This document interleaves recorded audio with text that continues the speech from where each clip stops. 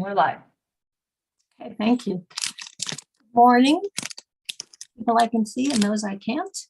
This is the second day of the June meeting of the Oregon Water Resources Commission. Today is June 17th, 2022.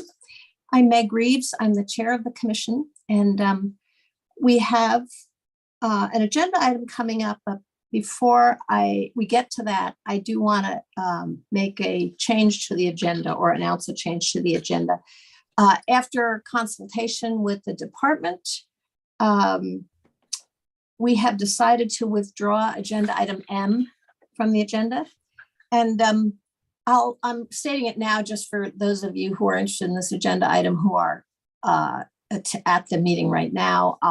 I'll say that again when we get to the time when the agenda item would have happened. This is out of concern about the concerns that were raised about the opportunity to participate in the decision-making being limited because it was happening in a temporary rule. So we heard those concerns and decided to pull this from the agenda. And as I said, I'll restate that when we get to the time when the agenda item would have been happening. So with that, we'll move to agenda item K, which is feasibility study grants funding recommendations. We have Kim Fritz-Ogren from the department and also Adair Muth, who is new to the department. So they'll be presenting. Welcome, both of you. Thank you, Chair Reeves, members of the commission. For the record, my name is Kim Fritz-Ogren. I manage the planning, collaboration, and investment section at the department. And I'll be presenting with Adair Muth, our new grant management analyst today. In the past, our grant program coordinator, Becky Williams, was often with me for these agenda items. But this week we said goodbye to her and wished her well as she went to a promotional opportunity at DEQ. So with that, I'm going to share my screen here.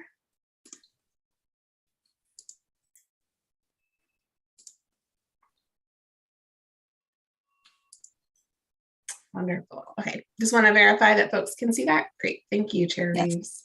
Yes. Mm-hmm. So today we're presenting the funding recommendations for feasibility study grants. This funding opportunity provides funding to evaluate the feasibility of a water conservation, reuse, or storage project. We run this funding opportunity every year. It's a competitive grant opportunity where folks can submit an application, typically in the fall of each year. This year, that was in November. And then we come before the commission with funding recommendations in order to get a funding decision in the spring. Feasibility studies, you are required to only look at those 3 different project types, so reuse, conservation, and storage, but it's a flexible funding opportunity in that the applicant can identify what their feasibility study goal is and tailor their proposed study to meet that goal. And so with these funds, they can determine if a project is worth pursuing, say, for example, is it financially feasible, as well as prepare for implementation. So they can investigate maybe the geologic or the hydrologic feasibility and get ready to design and then move to implementing their project. And now I'm going to turn it over to Adair, who's going to talk a little bit about the application review process. All right, thank you, Kim. Chair Reeves, members of the commission, for the record, good morning. For the record, my name is Adair Muth, and wanted to talk about our application review process for the feasibility study grants. So as Kim mentioned, this year the applications were due November 3rd. Upon receiving the applications, the department does an initial eligibility and completeness review.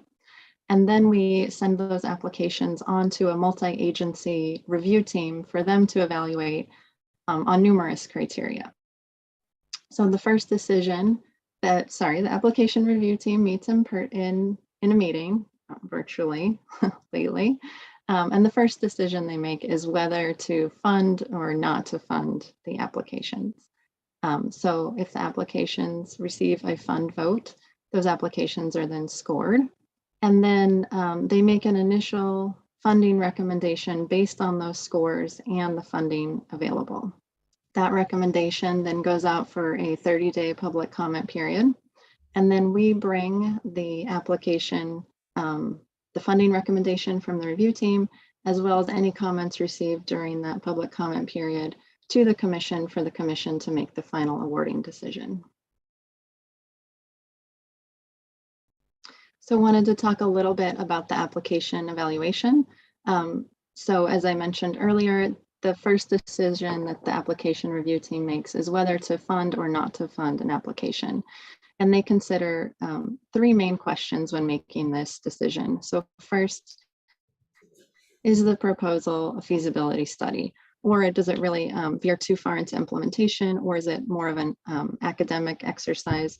We want to ensure that we are investing in projects that will potentially improve Oregon's water situation, and again, our conservation, reuse, or storage projects.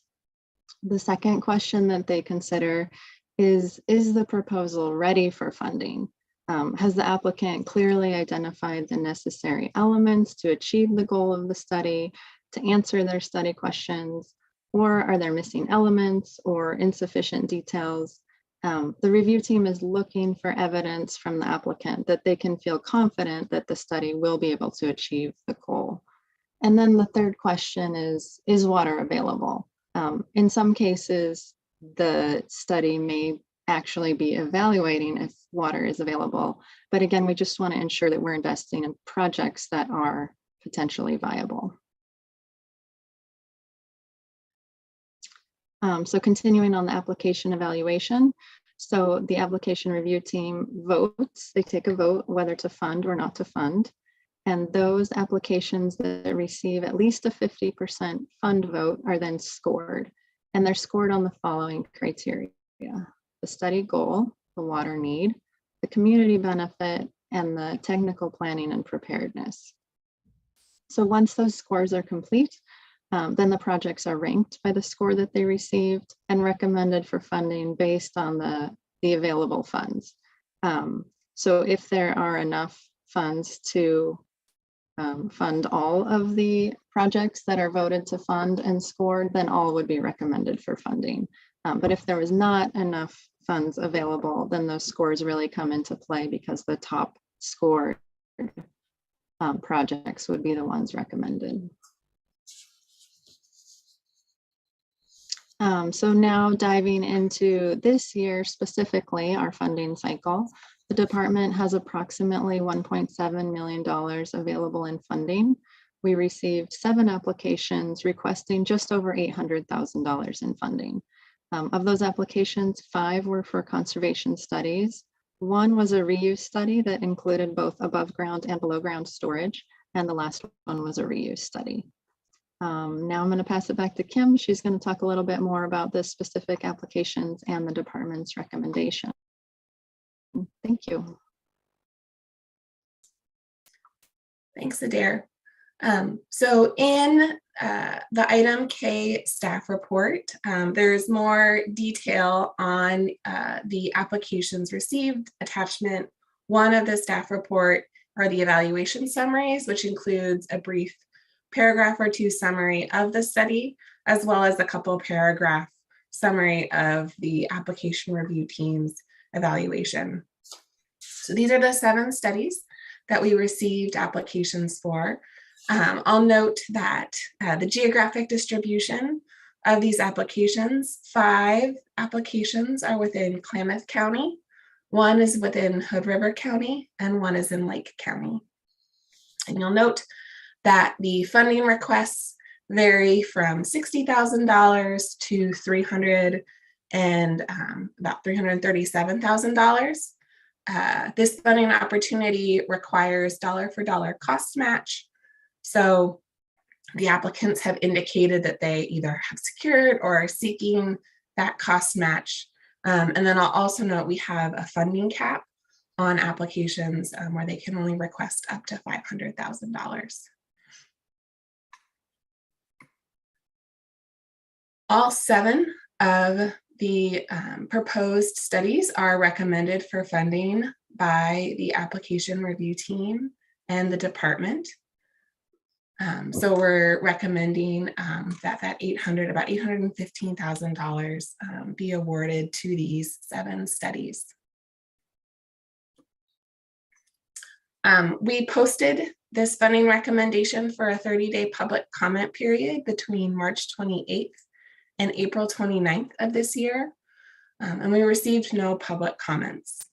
We also reached out to tribes with an interest in the area where the study would take place to provide them a government-to-government opportunity to provide comment as well, and we also did not receive any tribal comments.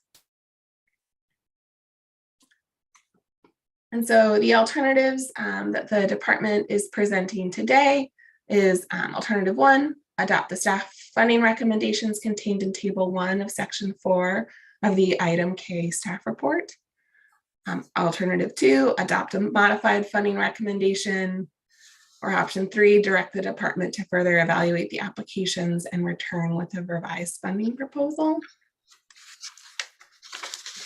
And the director's recommendation that we're bringing on his behalf is to go with alternative 1 in the staff report. And if there is interest, we can talk about any of the applications that we received or answer any other questions that the commission might have about the evaluation process. Thank you, Kim and Adair. I do not see hands up. Maybe we can take down the screen sharing.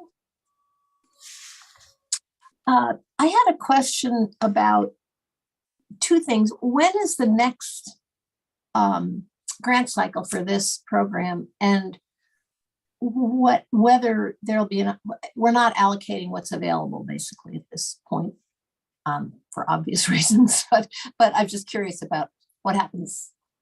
When will be the next opportunity, and what the funding, will it be the remainder of this 1.7 million that's available then? Yeah, thank you, Chair Reeves. So funding applications are due in the fall of each year. One of the things that's on Adair and my to-do list is to narrow in on the exact date of that funding opportunity. Okay. Generally, we look to either early October to early November, trying to push that as late as possible, but still give us enough time to evaluate applications before the spring commission meeting, because we want to give folks as much time as possible to put their application together. In terms of the funding, this is the, I think this is the first award of the biennium. So it's pretty normal to have a greater dollar amount in that first award. And we typically see requests totaling of about $1 million. So this is a little bit less than in the past, but I would fully expect that we'll get another $1 million around their ask in the fall, and would be able then to award the remainder of the funds to future studies in the next cycle. Okay, thank you. Commissioner Lee, do you have a question or comment? Yes, this was regarding an earlier funding. There were a number of projects that were set aside for a bond sale. Did those all go through at this point? Yeah, Chair Reeves, Commissioner Lee. Yes, in the fall of 2021, the Commission made a number of immediate grant awards and provisional awards for our other competitive funding opportunity, water project grants and loans. And those provisional awards were conditioned on the basis of a bond sale occurring. And that bond sale did occur in May of this year. And a number of those grant agreements have already gone out and have been signed and executed. Thank you. Do any commissioners have other questions or comments? I do not have any questions on the individual grants that the department's proposing to award. And Commissioner Smitherman, did you have a comment? Yeah, thank you, Chair Reeves. I just wanted to say it's nice to see all these modernization projects going on in irrigation districts and assessing potential losses within open canals. So that's wonderful to see, and I'm sure we're going to get a lot more of these in the future.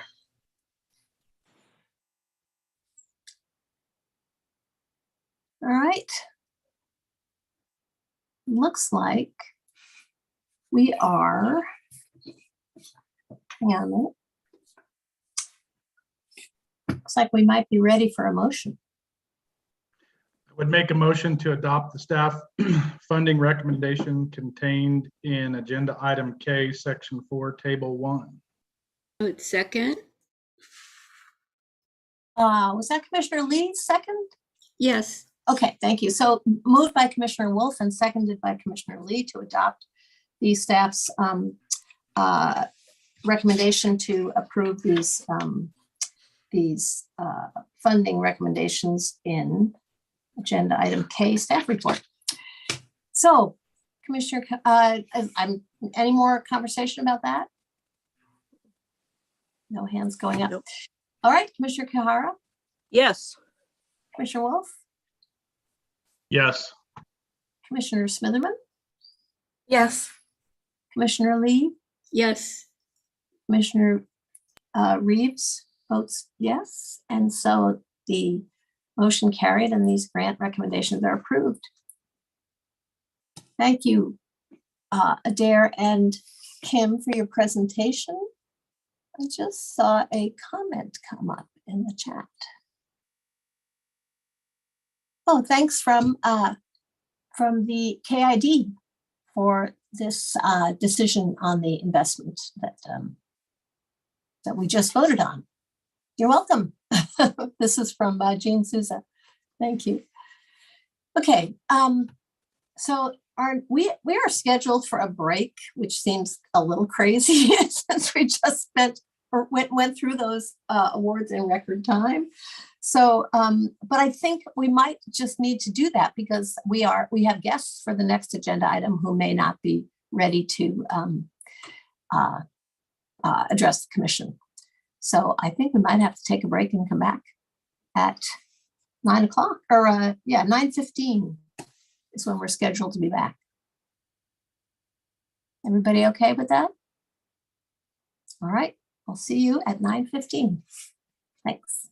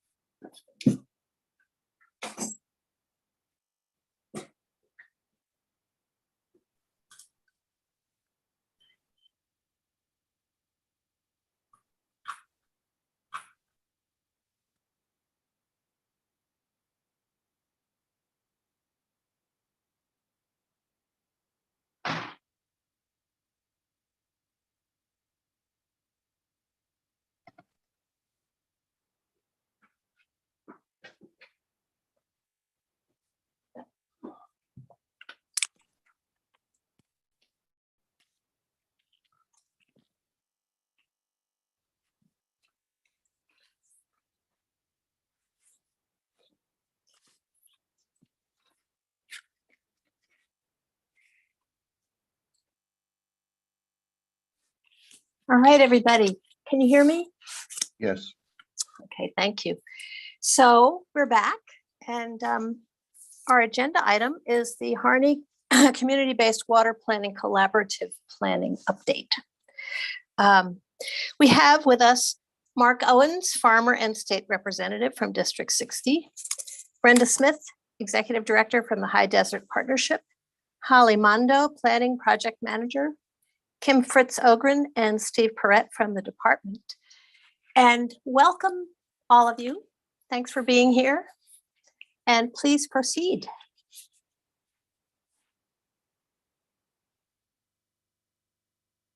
Chair Reeves, it's my pleasure to introduce the folks today in the agenda item. For the record, I'm Steve Perrett, a planning coordinator with the department. As you said, we also have Kim Fritz Ogren, the manager of the Planning Collaboration and Investment section. And today, the members of the Harney Collaborative will give an update on the progress they've made. And I'll turn it over to the conveners, Mark Owens and Brenda Smith, and their project manager, Holly Mondo. Thanks, Steve. Thanks, Chair Reeves. Thank members of the commission. For the record, Mark Owens, as Meg said, Harney County Farmer and House District 60 State Representative. Brenda? Good morning, Chair Reeves, members of the commission and water resources. For the record, I'm Brenda Smith. I am the director at High Desert Partnership. I'm also a board member for the Harney County Watershed Council and co-convener of the Harney place-based planning efforts. So thank you. Thank you.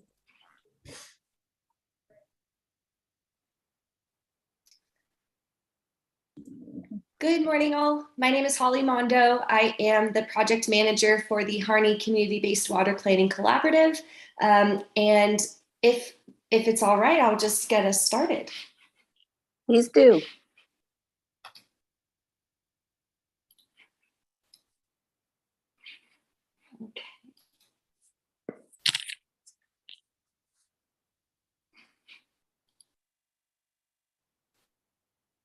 Okay. So Mark, Brenda, and I are here today, as Steve said, to provide an update for Chair Reeves and members of the commission today. We want to give you an update of where the collaborative is at and how our progress is going. So our roadmap for today's presentation, just to orient folks, I know we have some new members of the commission, so I wanted to orient you all of where the Harney Basin is located, then get into the collaborative. We'll talk about our process a little bit.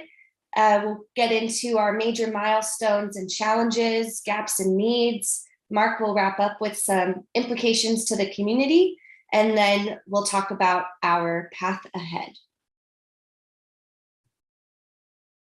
So the Harney Basin is located in southeastern Oregon in the North Great Basin.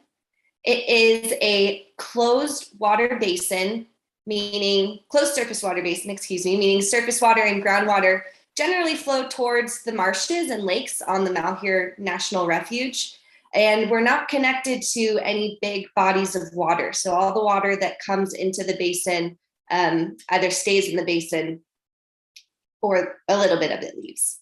So in 2015, the Oregon Water Resources Department presented analysis of groundwater level data, aquifer recharge estimates, and groundwater allocation that indicated annual groundwater use and other discharge significantly exceeded the estimated annual recharge in the greater Harney Valley area, which you can see here outlined in red. Those areas of significant groundwater level decline were identified, and some domestic well users were losing access to groundwater in their existing wells. So the Oregon Water Resources Department, in consultation with the Harney County Court, began significant outreach to the local community to build awareness of that situation, seek input, and initiate efforts to address water needs for this area. The Water Resources Department then formed a Rules Advisory Committee, or a RAC, to address changes to the Oregon administrative rules that govern water management in this basin. And after significant deliberation, the Oregon Water Resources Commission established the Greater Harney Valley Groundwater Area of Concern, or what we like to call the GIVGAC. And that happened in the Malheur Lakes Basin Program rules. This rule closed the GIVGAC permit applications, provided a pathway for issuance of permits for applications pending as of April 15th, 2016, if offset water was provided. Also specified certain conditions for any new permits issued under the rules, and otherwise limited new groundwater use to exempt uses. This rule also created a pathway for OWRD to form a rulemaking process to make sure that the rules in the basin could be updated if they needed to be.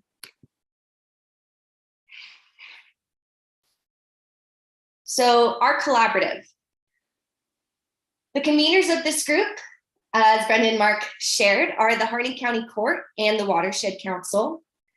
Our collaborative is composed of representatives from various interests, all with a stake in the water resources in the basin. So we have folks that represent local, state, federal, and tribal governments, environmental conservation interests, business interests, agricultural, residents, landowners, and tribal representatives that are all at the table trying to create some innovative, creative solutions to deal with the water resource issues in the basin. Our process has been long, but notwithstanding, we began in 2016 after the GIVGAC was designated back in 2016. We have followed the place-based planning steps to the best of our ability. We started building our collaborative process in 2016. Between 2017 and 2018, we really focused on building system understanding. And because groundwater issues were deemed so acute, the collaborative chose to separate the place-based planning process into two separate phases and focus their early efforts on groundwater, which is unique to the other place-based planning groups who did their integrated water resources planning from the get-go. So our intention is to complete the groundwater planning this year and then take up surface water and surface groundwater interactions after that. So again, we are focused on groundwater and have been since about 2019, hoping to wrap that up in 2022. We'll then move on to our surface water planning and are aiming to have an integrated water resource plan that we can share with the commission in 2023. I'm going to pass the baton to Mark now, who will talk a little bit more about our process. Thanks, Ollie. It seems like I'm almost interrupting this presentation to give an update on why we did select groundwater first and why we are a little bit different than the others.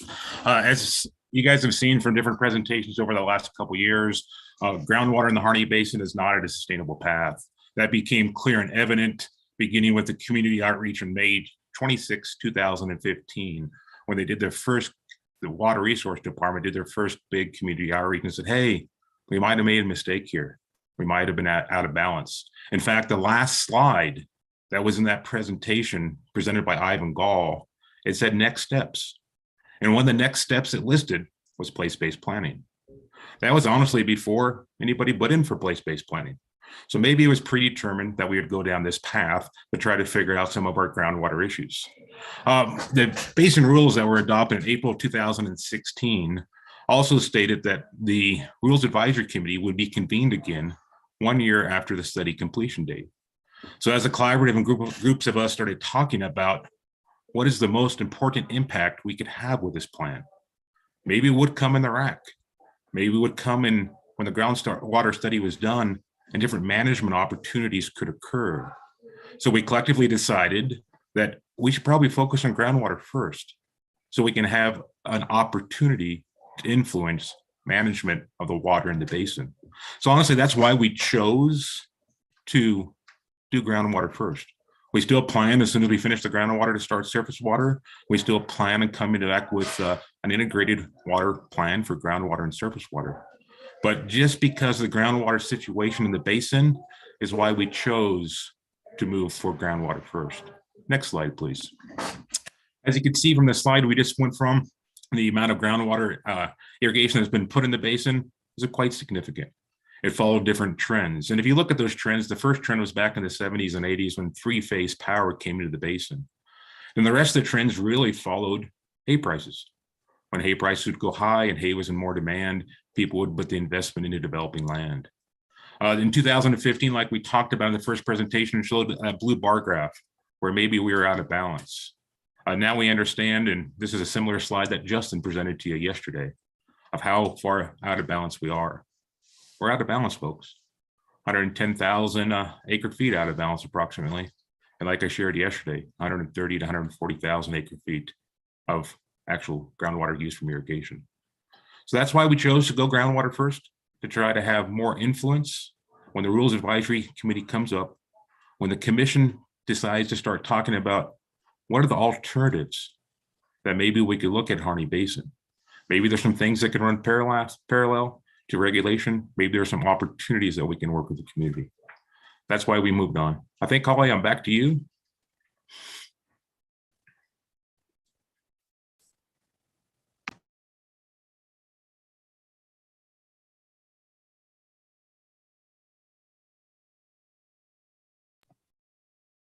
Holly, unmute.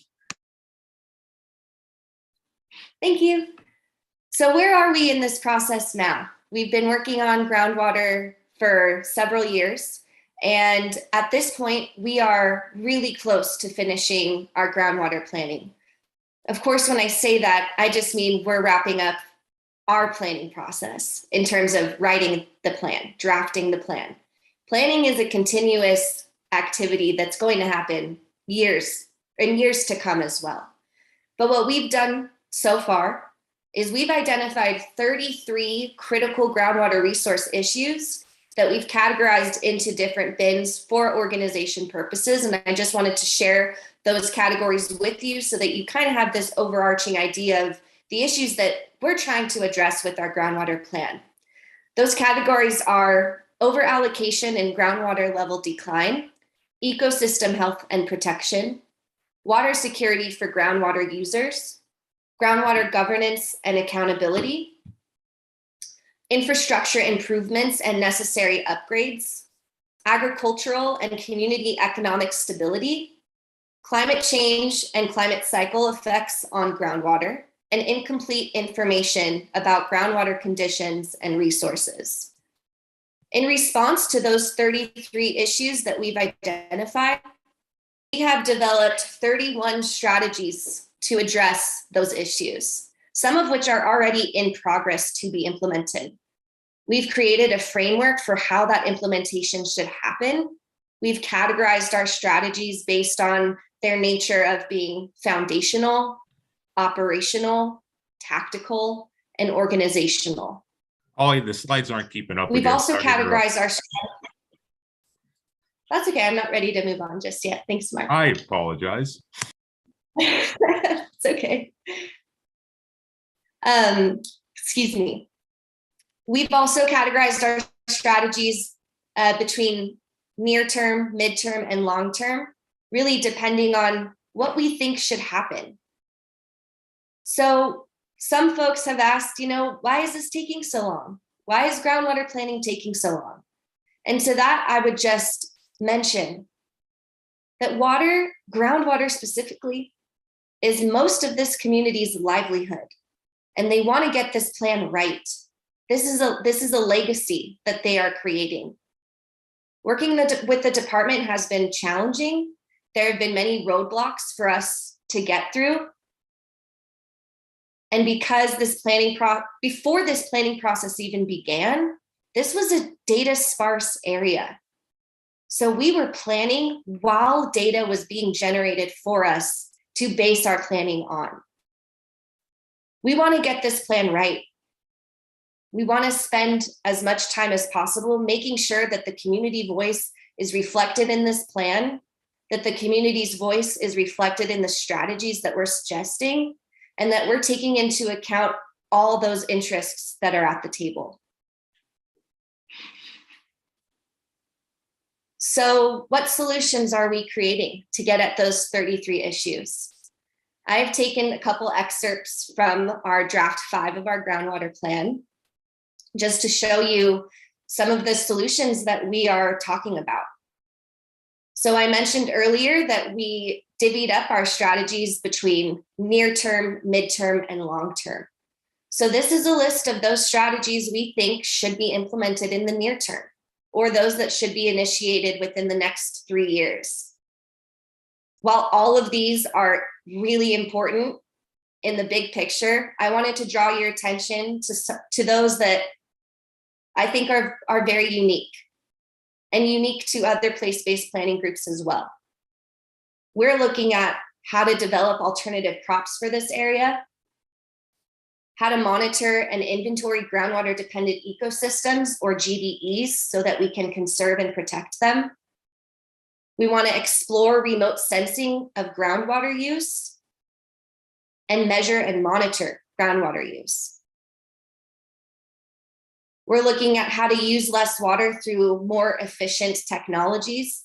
And many people in the basin are already implementing that efficient irrigation technology. We've supported a groundwater CREP program, and that is moving through the system. We are looking into voluntary agreements and how to build understanding around voluntary agreements.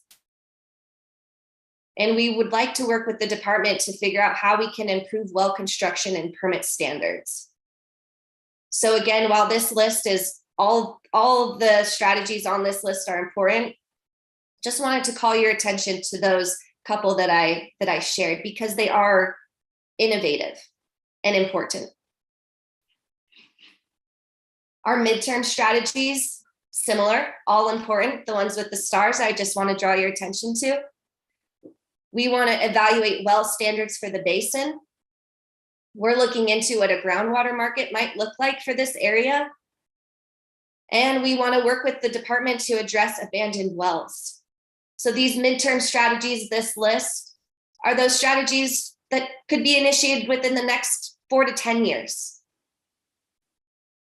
And lastly, long-term strategies, those that could be initiated 10 years and beyond.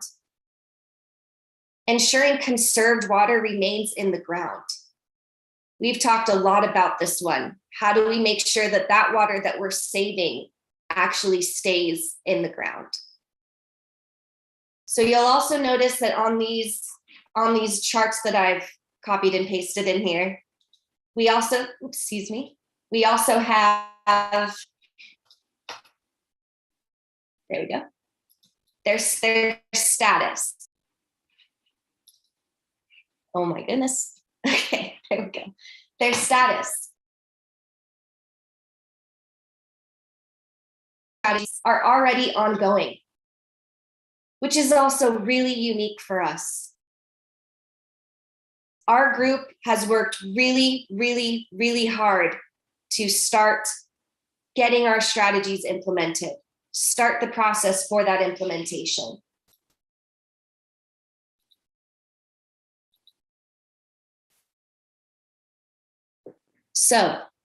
So far, our major milestones. We finished a draft of our groundwater plan before the groundwater study was even published. We really did our planning in parallel with that process. And while that's a really big milestone for us, that was also an incredible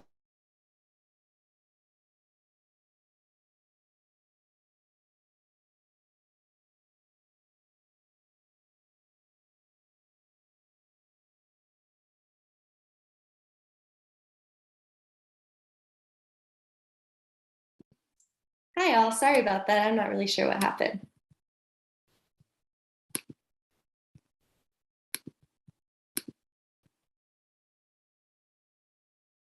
Okay. So we finished a draft of the plan before the groundwater study was published. We planned in parallel with that process. And while that was a big milestone for us, that was also an incredible challenge for us to get through. Again, we planned during data being generated for us. Some of our strategies are already in progress, specifically CREP, and we have developed a domestic well fund that started as a discussion in our collaborative, started as a discussion, became a legislative concept, became a House bill, and is now still in progress to being implemented. So again, some of our strategies are already in progress, which is incredible, and a testament to the work that's been done by this community and by this collaborative. We made an incredible amount of progress despite challenges with the pandemic. We switched to a completely virtual platform, as a lot of other organizations did, and we continued our schedule of meeting monthly, having our really difficult space, and people still at the table, still willing to have these hard conversations despite technological challenges. We've also worked with the state to navigate a review process for the groundwater portion of the plan, which is not something that they were going to do until we brought it up. We really appreciate that the department worked with us to figure out how to review the groundwater portion. They listened to the community and created a process to make it happen, but it wouldn't have happened if we didn't make a case for ourselves to get that groundwater portion reviewed. If you recall, the state agency review process is meant for the integrated plans. There wasn't a process set up for us when we split our process between groundwater and surface water. And so again, this community has worked really, really hard to make sure that the voices of those that live, work, and play there are heard. I'm going to turn it to Brenda to continue talking about our major milestones and challenges. And again, I do apologize for that technology challenge that I had a minute ago. We're used to that, aren't we, Holly? Yeah. Thanks, Holly. And again, for the record, Brenda Smith. For my part, today, I mean, it's been a while since I visited with you all. I do recognize familiar faces and see some new ones. But I really want to highlight sort of what an extraordinary effort this has been, sort of put some definition around what Holly was talking about, really, really important, and the collaborative process. And what collaboration means and brings to the table in terms of solving hard, complex problems and the decisions that impact the lives in my community every day. As you know, but as we say out here in the high desert in southeastern Oregon, water is a connector to everything out here. Water is of vital ecological and economic importance in our part of the world, and probably everyone's part of the world out here in the West. But over the last 6 years, with this community collaborative effort, we have done what generations of Harney County residents have done. We've rolled up our sleeves. We've worked tirelessly on this project. We've learned, we've adapted, and we have problem solved. I'd like to, for my part, High Desert Partnership actually convened 6 different collaboratives in Harney County. This is not one of them. And so we really do have a culture of collaboration in Harney County. And what does that mean, at least in my mind, for bringing and solving these complex problems? What I think collaboration does, and really all of these 4 pilot projects have done, is harness the power of working together. And really what I, and not to take anything away from the department, they've worked incredibly hard with us, but we've added extraordinary capacity to the department, and I might add to all of Oregon residents. So this is much more than being a grantee and piloting a project. I just want to talk a little bit about some of the statistics. We have raised over $500,000 in addition to the support from Water Resources for this effort, above and beyond the funding, as I said. So we're really looking at close to $1 million that we've put in towards this effort over the last 6 years. Since 2016, when we convened the community-based planning effort, consistently, we've had 20 to 30 people who've attended monthly collaborative meetings, in even, as Holly said, through the pandemic. And what I like to think of is these folks are those that show a love and concern for Harney County. Not all of them live in Harney County, but they are passionate for this area. So if I do the back of the napkin math, conservatively, we have well over 7,200 hours in collaborative members that have volunteered their time to help develop this plan, to provide their expertise, to provide their experiences around water, just in collaborative meetings. So these hours alone are nearly three years of a full-time position. Our support team from the beginning of this effort has included a nearly full-time project manager, Holly, and there's been managers previously to Holly, a plan and grant writer, both who have somehow summarized and synthesized information gained from 6 years of these collaborative meetings into a plan. We have had a facilitator for all of these meetings so that all the voices are heard in the effort. Also been on a number, we have coordinating calls, we have strategic planning calls. Facilitator is available at all of those calls. Our watershed council coordinator, who has worked on this project, in addition to really her other duties as watershed council. And I might add, she's provided a meal for nearly every in-person meeting we've had over these last 6 years.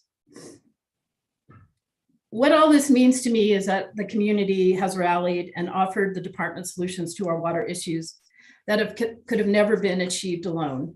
This, to me, is the power of collaboration. Next slide, Holly.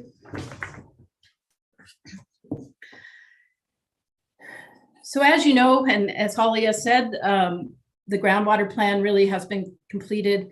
Our plan has been completed in parallel with the groundwater study. One of the things that we asked in 2018, I actually reviewed my notes from our commission meeting in 2018, and we asked, will our plan have weight with the state? That was one of the big things we were talking with you about in 2018. In 2022, we still don't really know what that means. And it has created some, I would say, tension with our collaborative group. Like, how do we move forward with that? And what does it mean? All that being said, I think that we are moving forward. Holly outlined what we are doing. We are working towards near-term implementation of the Groundwater Conservation Reserve Enhancement Program. This is going to provide incentives for reducing an estimated 40 to 60,000 acre feet of groundwater use with full enrollment. And if we hadn't have started sort of working on that. That's been 4 years in the making. If we had waited until the plan was approved, we'd be 4 years behind in this effort. We know that the critical groundwater management area is, I don't know, complex for sure. But it does create this, again, some tensions between the community and the collaborative. And I guess I just really want to highlight the importance of water resources being a partner and working together with the community. We've really, I feel, helped pave the way for sort of true partnership with our community and our collaborative with the department. And then I guess just finally, I want to say, and it's already sort of been brought up and it will probably be driven home, is that if we want to do something different, we have to try something different. And there's a number of strategies that we've put into this plan that are really untested, untried, but we have to be brave. We have to move to do something different with these really complex issues. In closing for me, I just want to say that in Harney County, I can say that we have tremendous grit. To have grit is to demonstrate strength of character, to persevere, and to show resilience against all odds. We will continue to have that grit. Back to you, Holly. Actually, I think it's one of my slides. So thanks, Brenda. Thanks, Holly. And Holly, so sorry for the interruption. Holly had included a couple slides right before we came online, and I was out thinking those that are smarter than me once again. So I apologize. So implications to the community. When we talk implications, we'll talk the plan and we'll talk the situation in Harney County. So I'm going to break them up into 3 different areas: social, ecological, and economic.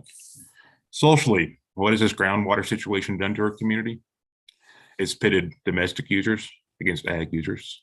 It's pitted ag users against ag users. So when your domestic well goes dry and you don't have the money to deepen it, you got to figure out how to bring water in, and you see a pivot across the fence line that's putting out 800 gallons a minute. It's not a comfortable feeling.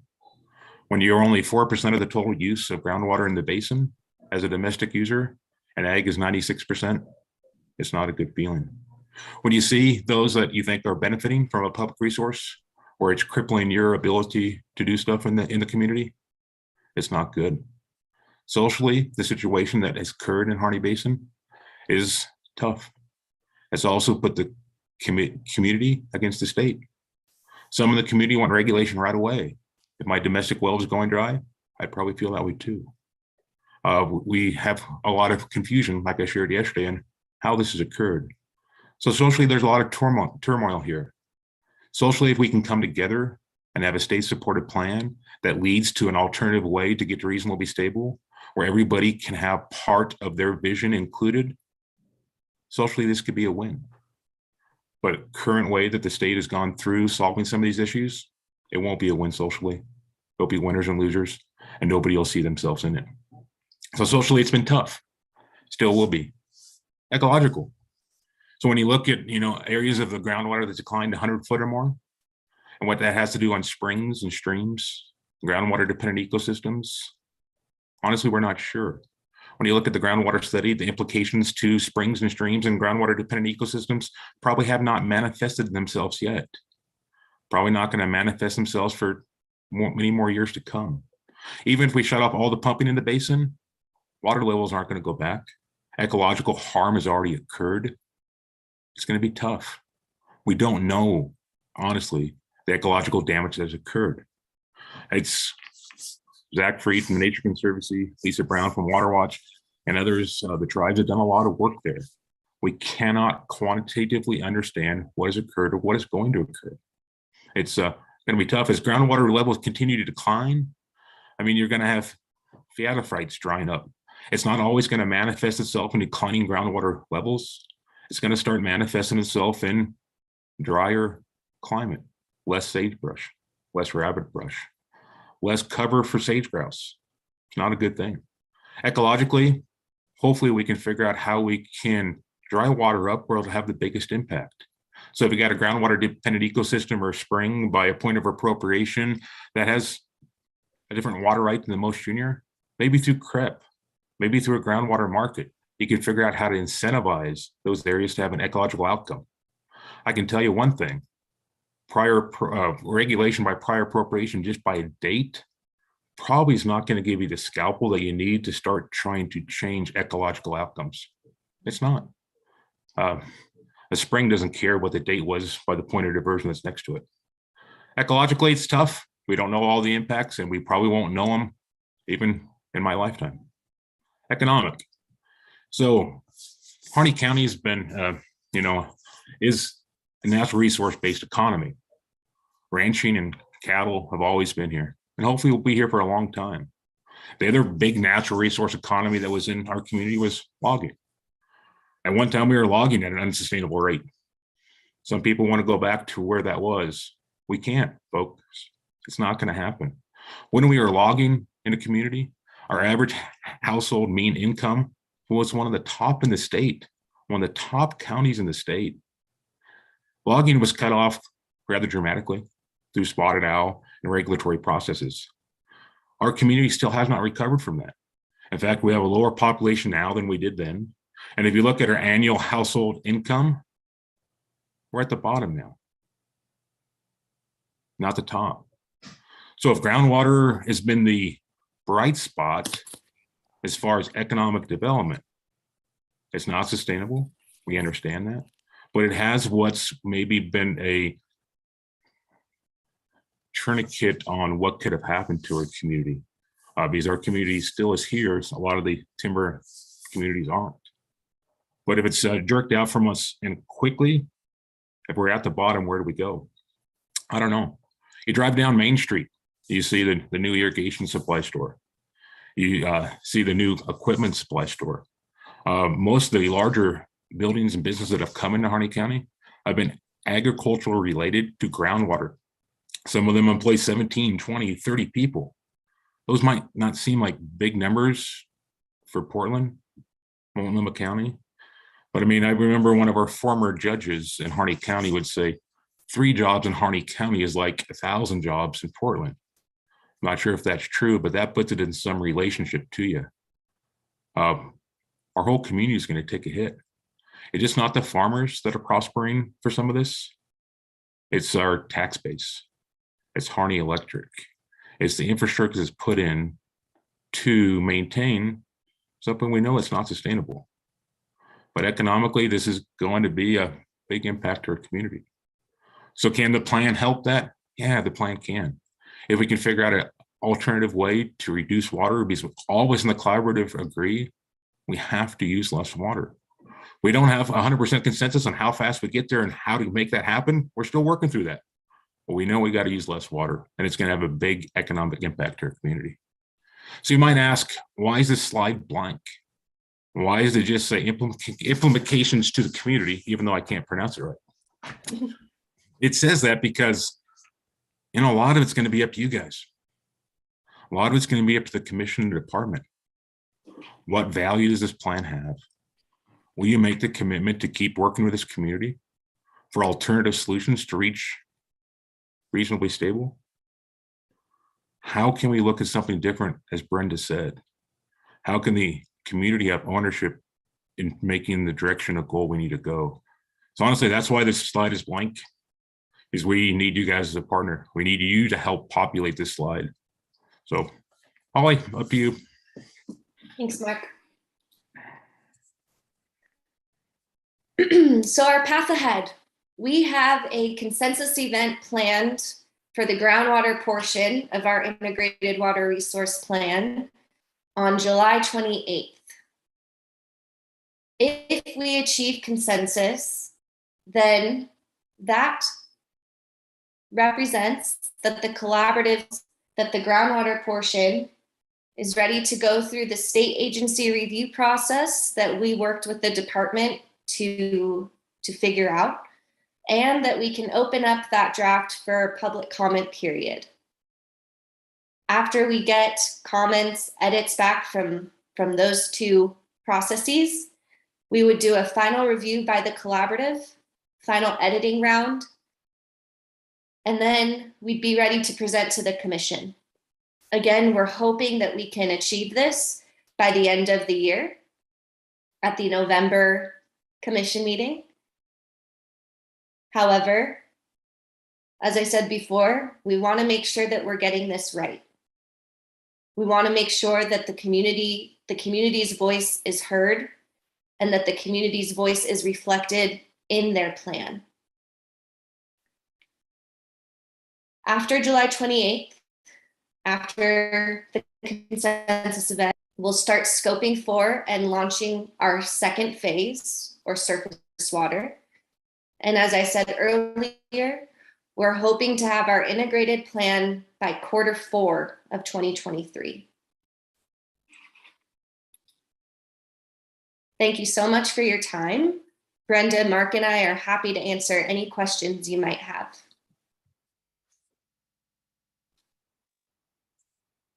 Thank you, Holly and Brenda and Mark as well. There we go. Commissioner Lee. Yes, I don't have a question. I just wanted to honor all the work and commitment you guys have done, and we really want to work with you. So thank you. Yeah. I'd certainly second that. In terms of your observation that you don't know what the significance of state recognition is, and I think the truth is that in concrete terms, we don't know either. And my hope is that we will know going forward, because there will be more there's a lot of momentum supporting the continuation of this kind of work. I think fueled largely by the efforts of people like you and your communities who are really demonstrating that this is the way to go with water planning. And I really hope that something that will come out of our next round of efforts will be more clarity about the phase that happens once the planning is done, and it's time to do some implementation of the plan. I also, your data, it seems to me, I'm not as steeped in this as all of the planners are, but your data gaps in your community seem to be more extreme than was the case in the other planning groups. And when I say your data gaps, I don't mean gaps that you created. I mean the gaps that you had to deal with. And I think that was a really useful observation coming out of that assessment that the department sponsored, that of the process, that data there has to be an early stage of data. You have to start this with data, basically, some data at least that can inform your efforts. I think I hope that's going to be a priority for the state in the next round. And you've been able to do this without data, but it sounds like it was a real heavy lift. And maybe it won't have to be in the future if we can get a better handle on the data in the communities where people are doing this. Can I just say also that I was glad to hear that I was not aware that there was a conversation going on about the going forward with the groundwater plan, getting it reviewed and getting it presented separately from surface water. So I'm glad that it sounds like that is resolved and that's the plan and everybody's good with it. So I'm happy to hear that. So that makes sense, especially it seems like in the Harney Basin. Do any other commissioners have questions or comments? Yes, Commissioner Kihara. I don't have a question per se, but I do have a comment on mainly just, wow, that's an awful lot of work you guys have put together and have done give yourselves multiple pats on the back. You all deserve that. And, probably multiple group hugs as well. It's amazing the amount of work you guys have done. And I am very happy and pleased to see the amount of collaboration and effort put into hearing from and working with all parties in the basin. And these are the kind of things that give me hope that we aren't a broken nation, but that we are able to tackle tough problems and work together and figure out how to make it right. So thank you. Thank you for all your work and your efforts. It is appreciated. Just want to let you know that. Could I ask one more clarifying question? You mentioned that the draft, I think you were saying that your draft report talks about voluntary agreements and that you haven't yet heard back from the department about that. Is that right? Did I understand that correctly? Thanks, Chair Reeves. I can take a stab at that and see if Mark or Brenda has anything to add.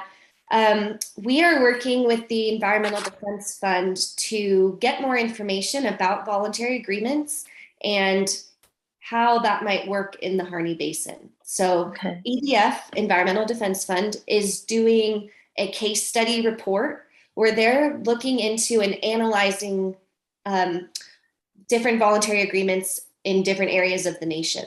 Okay. They're then relating that to suggest, hey, these principles of this voluntary agreement might work in the basin, in the Harney Basin. So that's just one strategy that we are exploring. Okay. And that hasn't been done in the state of Oregon yet. Mm-hmm. So EDF put together a draft report. They've been engaging with the collaborative the whole time.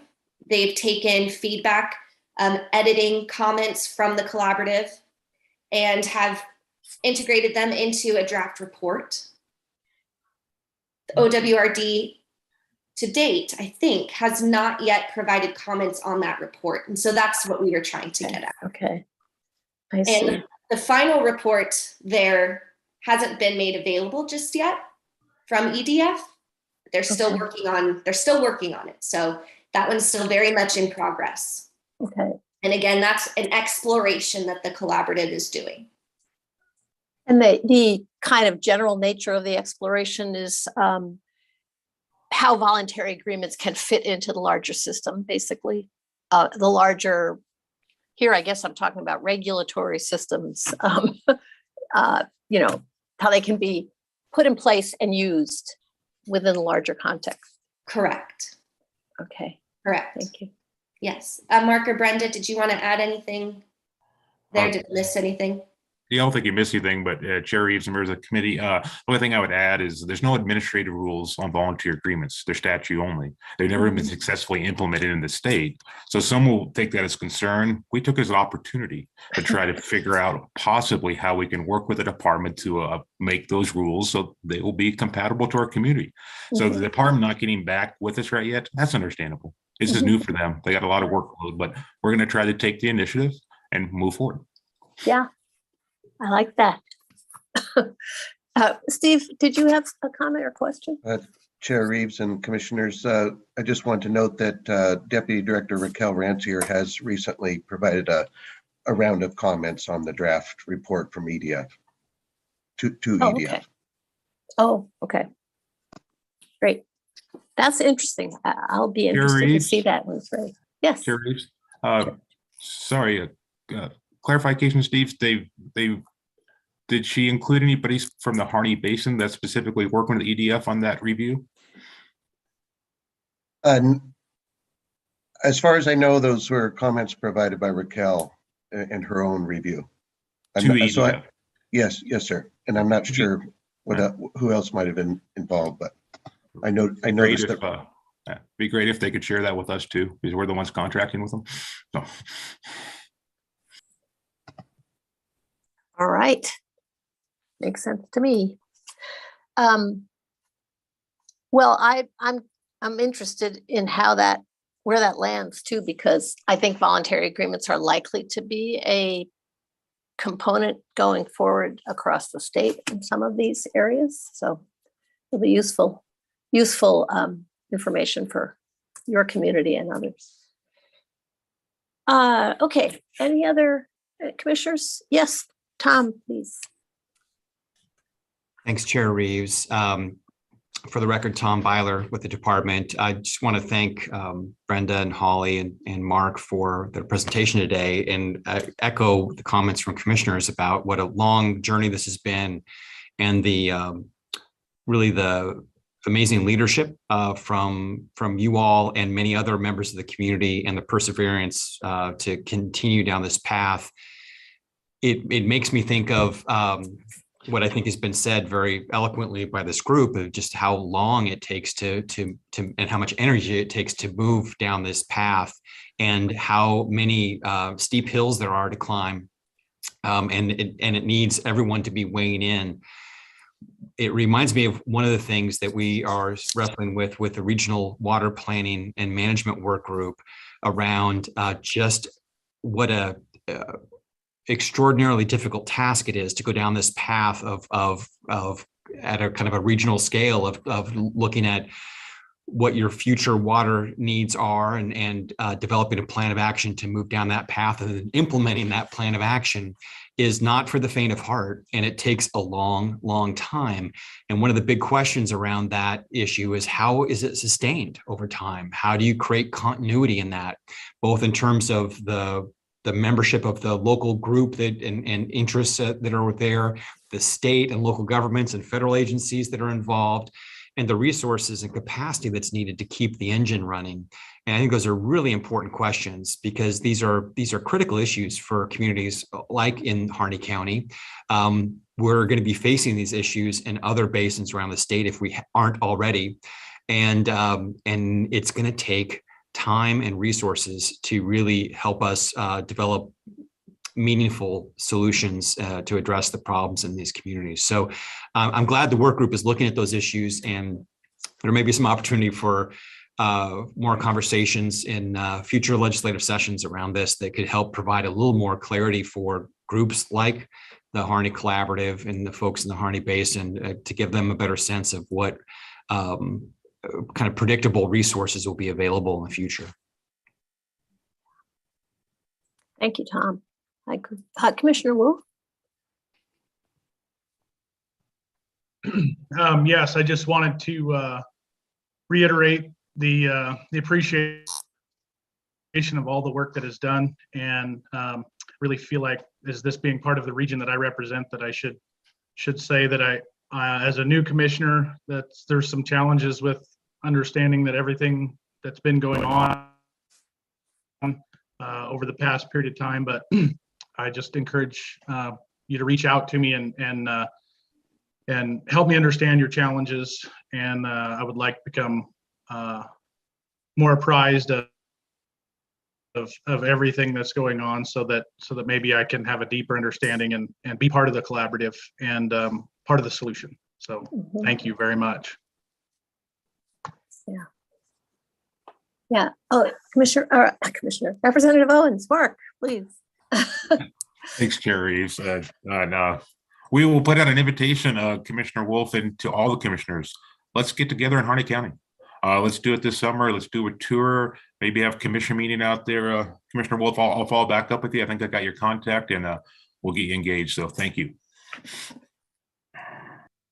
Commissioner Lee. Yes, I just wanted to say that irrigation districts have found ways to do all of this collaborative approach within their water rights, and might be good to look at some of those areas where those agreements have been put in place, like Central Oregon.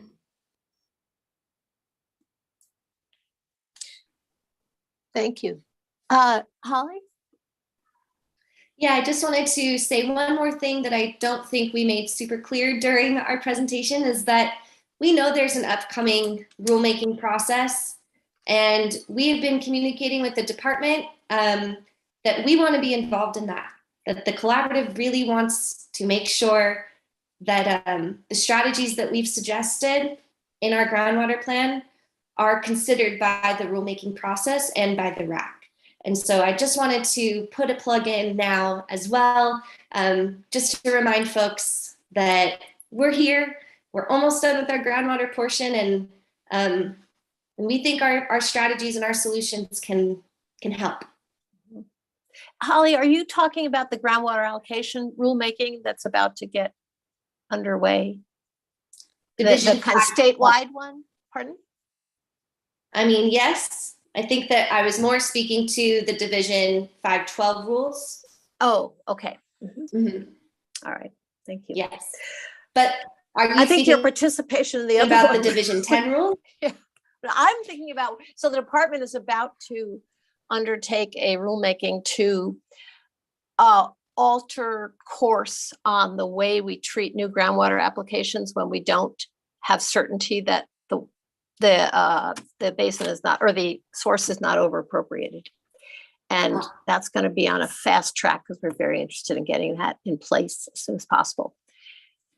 I don't know, you may not have the bandwidth for that as well, but you've certainly had a lot of experience with over allocated groundwater sources. So, Well, I will say if there's space for our voice to be heard, then we want to make sure it's heard.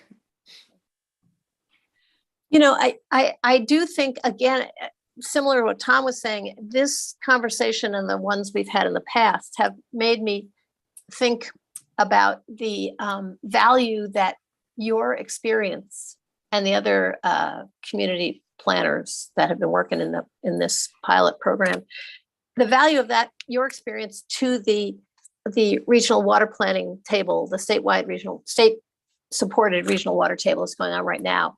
I just think you can't overstate that, because this is that your community has some significant water challenges, and you're just coming up with a lot of different ways of dealing with them that I don't think a top-down process would have gotten to, and certainly not gotten the buy-in that you're trying to get. So I just think you're doing a lot of good for the whole state by this work that you're doing, and we appreciate it. Any other comments, questions? Seeing none, I will just thank all three of you for all the work you're doing and for coming here today, making the time to talk with us. And we're looking forward to more conversations with you and acting on plans and clarity about what it means for us to act on your plan and in other areas as well. So thank you all.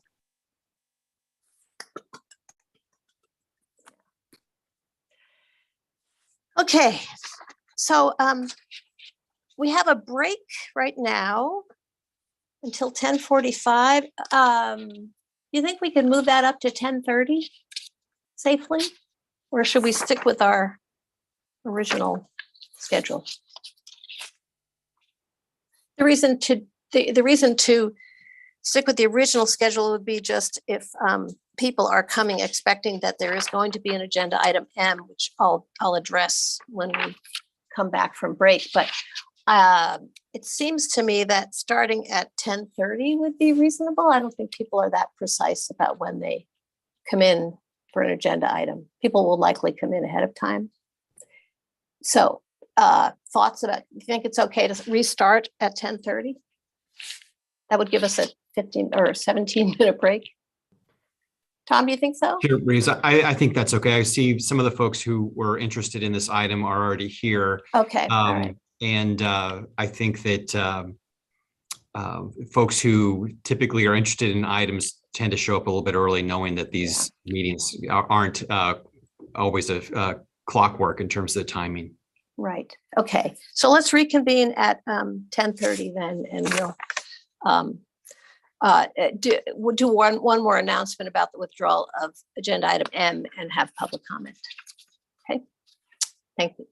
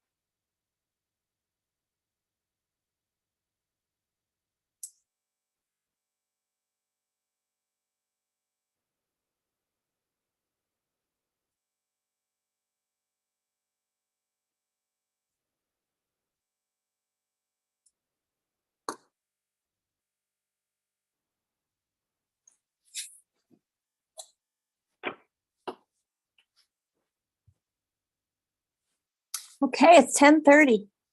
So let's continue. I'm going to repeat an agenda announcement I made at the start of the meeting, just because I recognize that not everyone who's interested in this item was likely in the meeting yet at that time. So the department, with my concurrence, has withdrawn agenda item M, the adoption of temporary rules to clarify applicability of the automatic stay. We're taking this step in response to the concerns that have been raised about the limited opportunity for public participation that comes with a temporary rulemaking. So the agenda item is withdrawn. For those who wanted to make comment on this item, we're about to go into a public comment period, and you are welcome to, if you choose to go ahead and make comment on what had been proposed in the withdrawn agenda item. Before we do that, I had something I wanted to say about this topic. If the department and the commission decide to go forward with a permanent rulemaking, I would be interested in seeing a broader look at some aspects of this statute than what was covered in the temporary rule. Most of you know that this is the imposition of an automatic stay on an agency enforcement order is not typical in the state of Oregon. I don't know if Water Resources is the only agency to which this applies, but it's certainly in a tiny minority, I think, if it isn't the only one. And I'm thinking about the context of a situation where a junior water user on a system is regulated off in the course of ordinary duties of a water master in distributing the system according to priority date. And if the junior water user can avoid that and continue to use water by simply filing a petition in a court, then that kind of stands the doctrine of prior appropriation on its head. And the agency, department, or commission are authorized to lift a stay in the case of substantial public harm. Where I'm headed with this is that I'd like to, at least if a rulemaking goes forward, I would like to explore the possibility of some kind of a blanket declaration of substantial public harm in a case where the senior water user involved is a in-stream water right.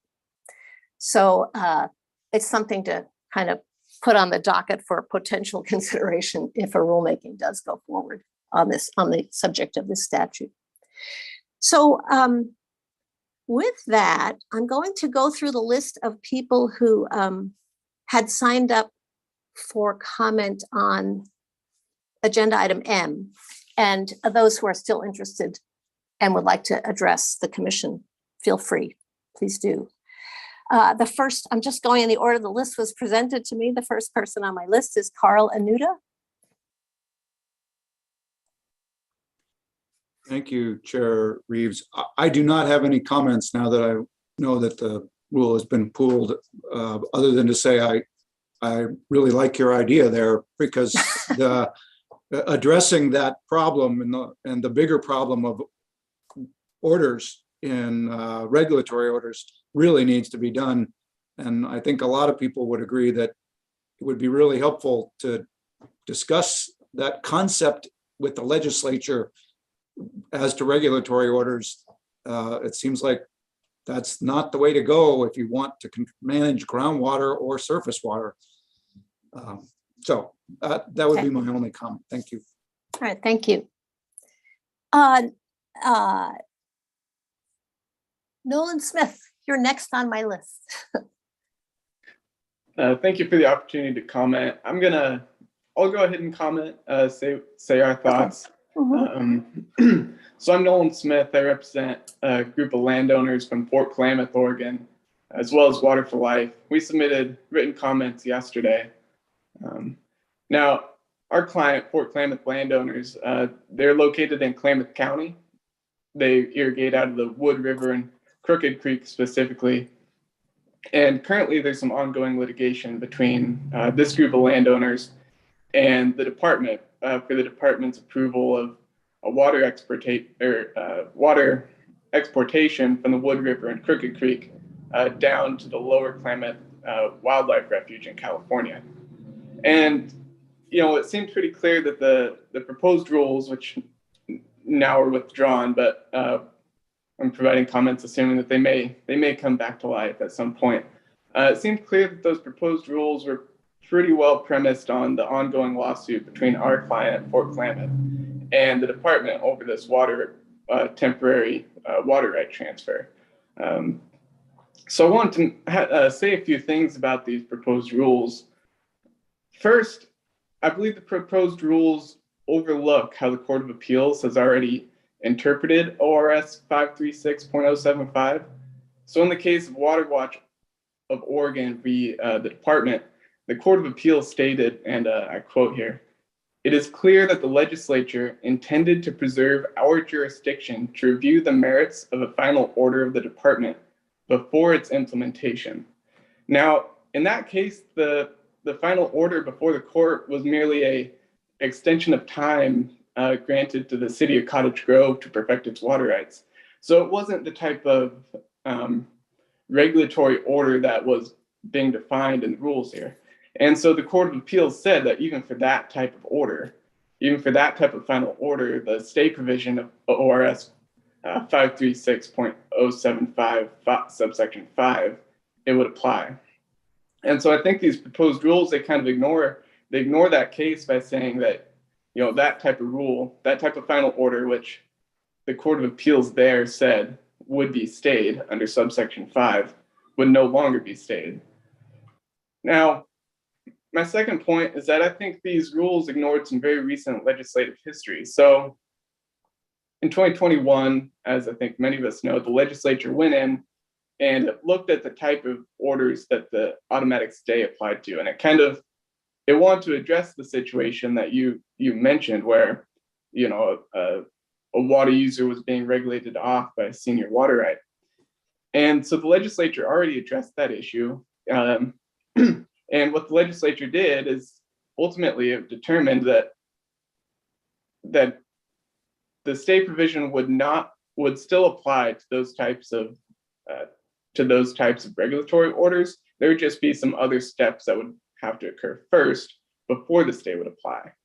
And in doing so, it was pretty clear that what the legislature intended was that the stay provision applied to the entire body of final orders challenged under ORS 536.075, but that for a specific type of final order, certain regulatory orders as the legislature defined it in 2021, for those types of orders, there would just be specific other requirements that would have to be met before the stay would apply. And so I think in the context of these proposed rules, it seems that what was proposed was directly contrary to the intent the legislature made very clear in 2021, which is that the stay provision would apply to all final orders, except that there would be specific requirements for the type of regulatory orders that the statute makes clear in subsection 7. So then my final point, or one of my final points, is that it's a bedrock principle of statutory interpretation that terms be given the same meaning throughout a statute. And when we look at the statute, I'm looking at it now. So you have subsection 1 that you can challenge a final order in an other than contested case. That's subsection 1.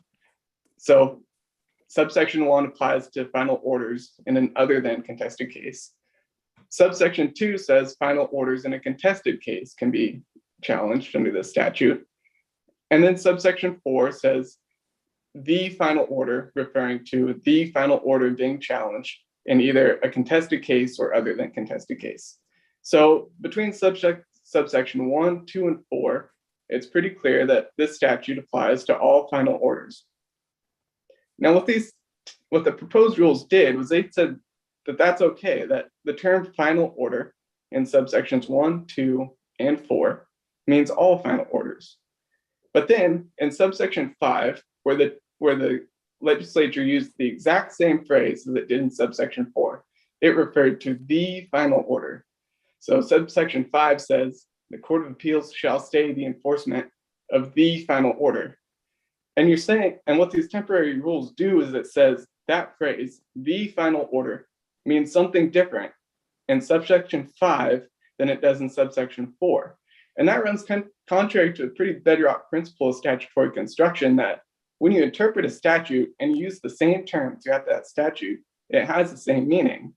But according to the temporary rules, that would no longer be true. The final order in subsection 4 would mean any final order, and the final order in subsection 5 would mean only regulatory orders as defined by the temporary rules.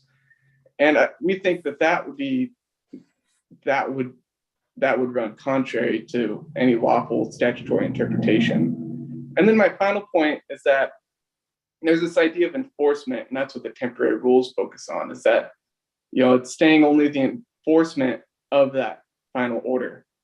And I think that's kind of a red herring, because unless the enforcement's commonly defined as force or effect, and unless the department gives a final order force and effect, the final order is invalid. So if you take the situation, say, of a temporary transfer, a temporary transfer is only valid so long as the department recognizes its validity. If the department stops recognizing the validity of a final order, approving a temporary transfer, then that transfer no longer is valid. And so as long as the department is recognizing a final order's validity, the department is enforcing that final order. And if it stops recognizing the validity of that order, it stops to enforce it. So this idea that you can get away, that there is a separate type of enforcement where the department is taking like an active role, I don't think that's correct. I think that as long as a final order has effect, it has effect because the department recognizes such. And so because the department is enforcing that final order simply by recognizing its effect, it is enforced, and therefore it should be stayed under subsection 5. So to summarize, I appreciate that the commission and department sought to withdraw these rules for now. I do think it was we were concerned about the process that went forward and the very limited amount of time that we had to comment. So we do appreciate that, but we do want to make clear that we think that there are some serious issues with the legality of the rules as they were proposed. So thank you. Okay, thank you, Mr. Smith. My next person on my list is Kimberly Priestley from Waterwatch. Oh, excuse me, Commissioner Smitherman. Sorry, Chair Reeves. I just noticed that there were some other people that joined, and I was wondering if it would be a benefit to just make the announcement one more time about this agenda item. You think that people have joined since I made the announcement? Yes. Okay. I'll say again that the department and the commission have withdrawn agenda item M. It's no longer on the agenda. What's happening now is we're in public comment. People who have signed up for public comment on that agenda item are welcome to make comment, even if even though the agenda item is withdrawn. And so the next person who had signed up is Kimberly Priestley from Waterwatch. Yeah, good morning, Chair Reeves, members of the commission. For the record, my name is Kimberly Priestley. I'm with Waterwatch of Oregon. And given that the commission has pulled the agenda item, I think I will not testify, but I would, we are pleased that the commission has pulled the agenda item, and I would direct the commissioners to our comments, which we did submit to the commission. So yes, thank you. And we do have them. Thank you. Thanks. Next is Janet Newman.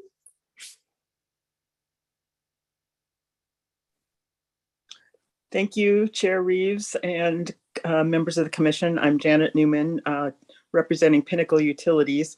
I will keep my remarks very short. I would encourage the department to go ahead with a permanent rulemaking. I think the staff report laid out, the staff report for item M laid out very clearly that there are different kinds of orders, and there are lots of nuances among the different kinds of orders that the department issues. And as the discussion in last legislative session showed, this issue of stays is very tricky and has a lot of impact, and can be used as a shield and a sword. And so I would just encourage the department to go ahead with the permanent rulemaking and explore the nuances and try to come to a balance that makes sense for allowing judicial review and issuing stays in appropriate circumstances, but not necessarily a blanket stay in every single circumstance. That's it. Thank you. Thank you, Janet. Kirk Mogg. Thank you, Chair Reeves, members of the commission. I am here today on behalf of the Thomas Family Limited Partnership. The Thomas Family Limited Partnership holds water rights in the Wood River Valley that are some of the most senior, in fact, the only more senior water rights in that basin are the time immemorial rights of the tribe. I'm here today, was here today to talk about agenda item M. I understand that those proposed rules have been withdrawn, but wanted to commend the department for putting forward those proposed rules in an effort to clarify ORS 536075 and particularly the automatic stay provision. This is really a matter of good governance. The statute itself is pretty short, and the department in its proposed rules put forth clarifying rules that will benefit the general public by allowing the public and regulated entities to better understand how the automatic stay provision works. And there has been some significant confusion regarding the scope of that automatic stay provision. And from my perspective, the proposed rules aligned with the plain meaning of the statute and specifically the word enforcement that has to mean something, and would just encourage the department and the commission to continue pursuing this effort, whether through temporary rules or permanent rules, to help give greater clarity and remove some of the confusion that exists about the scope of the automatic stay provision. The intent of the automatic stay provision is really to address a situation where someone receives a shutoff notice from the department and they've got a crop in the ground, and in order to exercise their legal rights and pursue their remedies, there's a stay that goes into effect in a limited circumstance to allow those legal remedies to be pursued without forcing someone to give up their crop. But if you apply an automatic stay to every final order that's issued by the Water Resources Department, the problem is that you undermine a bedrock principle of Oregon water law, which is the prior appropriation, first in time, first in right system. So you have someone who has a senior water right, perhaps the most senior water right, and they decide that they want to transfer their water right from one 40-acre parcel to a neighboring 40-acre parcel. There has to be a final order from the department to approve that transfer. And if a lawsuit is then filed, and we've all seen that those lawsuits can stretch out months or years, if an automatic stay goes into effect, then you have the circumstance where a senior water right holder is prohibited from exercising their water rights for a period of months or years. And so it really turns the prior appropriation system on its head when you apply the stay provision across every final order issued by the department. And it really is also contrary to I think the intent of the automatic stay provision, which is to apply to what the department is calling regulatory orders. And that definition is really based on, I think, the word enforcement in the statute, because that's when the department is enforcing a final order to regulate off a water user. So, I'll just wrap up and again circle back to this idea that for the department and for the commission to provide some additional clarity and eliminate confusion that exists really is a matter of good governance, and I think will benefit the entire water user community in the state of Oregon. You know, in the specific example I'm touching on related to a temporary transfer in the Klamath Basin, confusion about the scope of the automatic stay ended up delaying delivery of water to the Lower Klamath National Wildlife Refuge for several weeks. And had these proposed rules been in effect, it would have eliminated that confusion and allowed a senior water right holder, the senior water right holder in the basin, to put water to a much needed use and to the public benefit. So would just encourage the department to continue these efforts to provide much needed clarification. And I know that my client, Kirk Thomas, representing the Thomas Family Limited Partnership is here, and he may also want to offer some comments today. Thank you, Mr. Mogg. And actually, Kurt Thomas is the next person on my list of people who wanted to comment, so welcome. Well, you're muted, Mr. Thomas.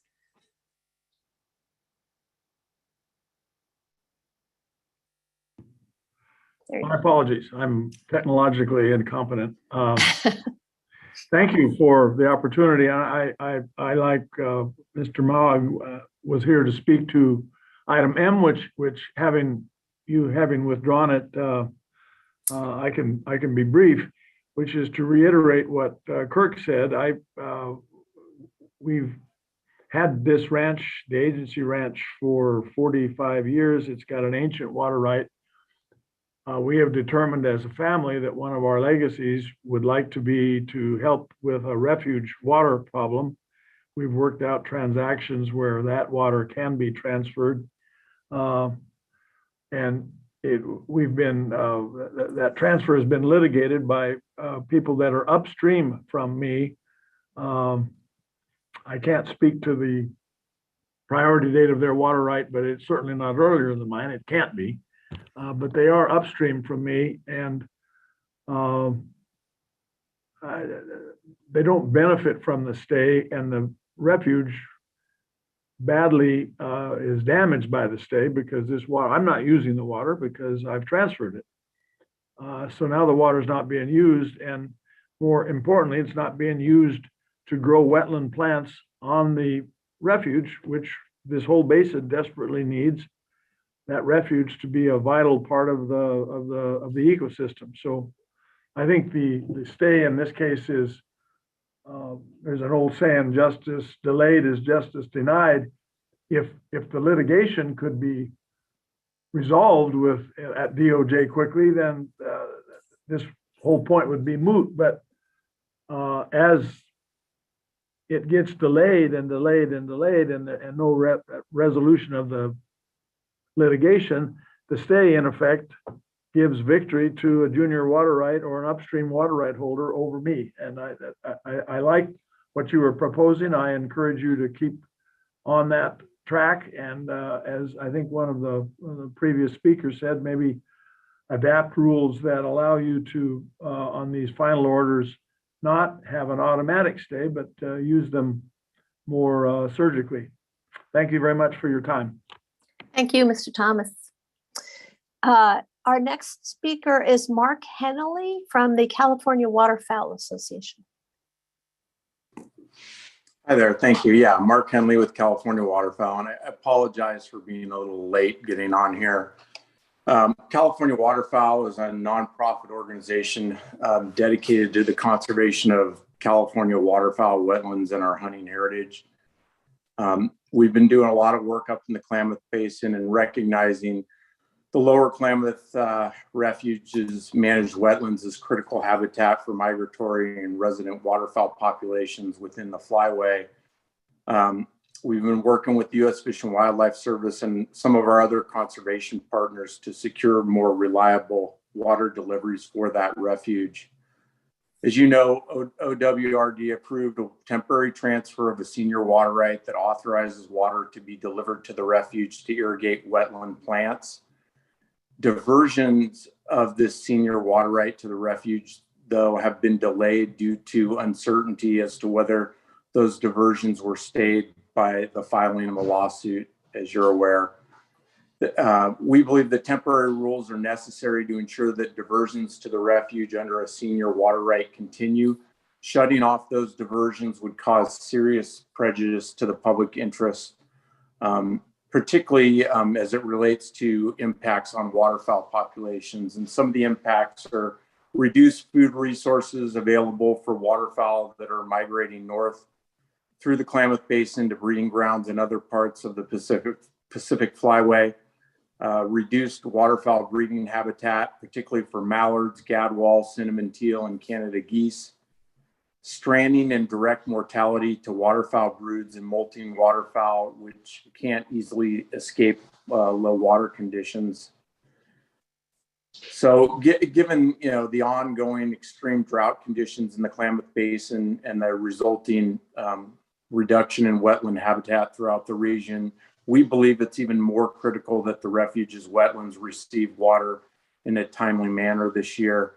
And in closing, I would just note that in 2020, similar reduced water conditions exacerbated an avian botulism outbreak that killed an estimated 60,000 waterfowl and other birds at Lower Klamath Refuge and also at neighboring Tule Lake Refuge.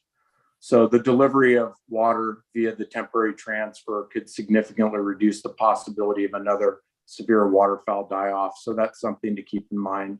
So thank you for the opportunity to comment. Thank you for coming to speak with us, Mr. Henley. Next is Nikki Iverson.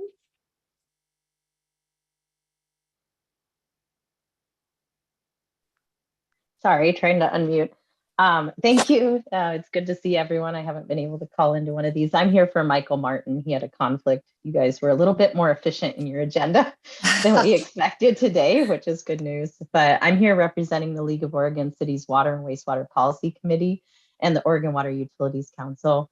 Our issue is that we just really haven't had enough time to review the statewide impacts and ramifications from this temporary rulemaking. We're not necessarily opposed to it. We just need a little bit more time to understand it.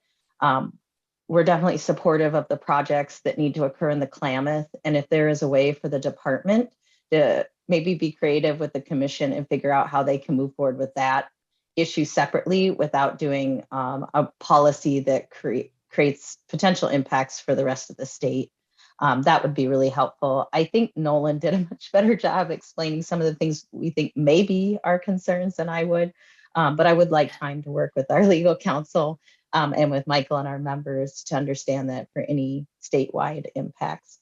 There's a couple of things that initially came to mind, but I just can't say whether they're, whether the language of this rule would really impact them. One of our concerns is that if there are in-stream water right transfers that could really impact our members and they wanted to challenge that, and if there was no stay, that could be transferred and impact our members before a court resolved it. I understand that court cases can take a long time, but I think there are sometimes good policy decisions why that would happen.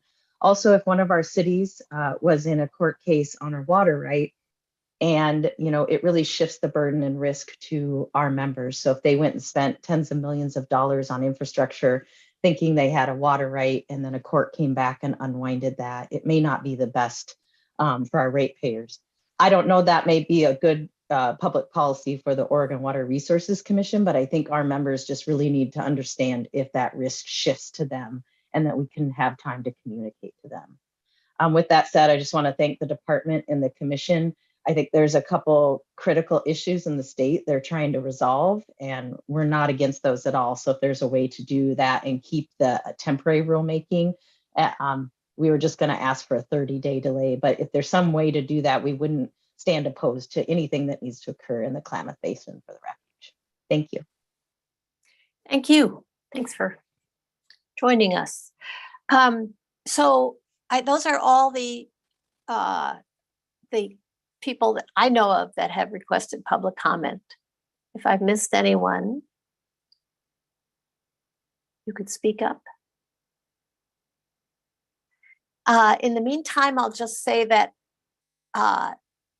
this item is withdrawn. There may be permanent rulemaking in the future, in which process everyone would have the opportunity to make their case about